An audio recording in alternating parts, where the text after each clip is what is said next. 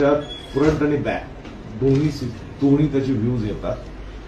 त्या front view मध्ये आपण गाडीवर चलान करणार आहोत. पहिले अनाऊन्स करणार 3दा, नाही कुणी आलं तर खाली उतरणार अंमलदार, त्याच्यावर चलान करणार. चलान त्यावेळी जर ती व्यक्ती आली, चलान जनरेट झालेलं नाही, तर तात्काळ आपण ती गाडी त्या ठिकाणी त्याला हलवायला देणार. कारण आपला हेतू त्याला चलान करणं नसून त्या ठिकाणी ती गाडी काढून घेणं आणि रस्ता मोकळा करून देणं इतर वाहनांसाठी आहे.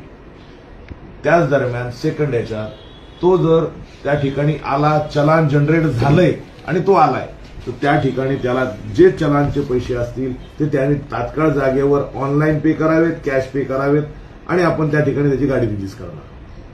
किंवा त्यांनी त्याचं लायसन्स इम्पाऊंड करावं, लायसन्स द्यावं, आणि सर मी माझी गाडी मला सोडा, आपण लायसन्स इम्पाऊंड करून ही गाडी सोडून देऊ. थर्ड केसमध्ये जर ती व्यक्ती आलीये पण गाडी उचलून वरती ठेवण्यात आलेली आहे किंवा गाडी ठेवण्याची प्रोसिजर चालू आहे, गाडीच्या दरम्यान आहे गाडी, तर त्या ठिकाणी गाडी वरती असताना गाडी खाली असेल तर टोविंग चार्जेस लागणार नाही. पण गाडी जर टोविंगच्या गाडीवर क्रेनवर ठेवण्यात आलेली असेल तर त्याला 200 रुपये टोविंग चार्ज द्यावा लागेल. जर ती 4 व्हीलर असेल, तिला क्लॅम्प म्हणजे जॅक लावून उचललेली असेल तर त्याला त्या जॅकचे पैसे किंवा टोविंगचे पैसे ते काय 300-400 रुपये असतील ते त्याला द्यावा लागतील. प्लस आपला जो नो पार्किंगचा चार्ज आहे तो.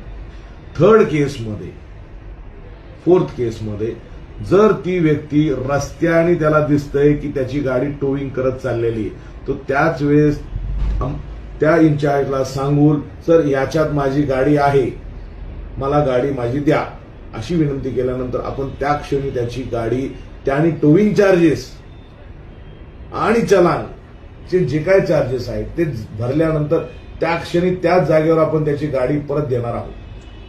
आपला हेतू परत एकदा किंवा मोटिव्ह कोणत्याही गाडीवर चलान करणं किंवा पेनलाइज करणं हा नसून आपलं हेतू आहे की इतर वाहनांसाठी जे रस्त्यावर फिरण्यासाठी, चालण्यासाठी, त्यांच्या कामासाठी येतात त्यांना येण्या जाण्यासाठी आपल्याला वाहतूक व्यवस्था सुरळीत ठेवण्यासाठी रस्ता आपल्याला रिकामा ठेवायचा आहे.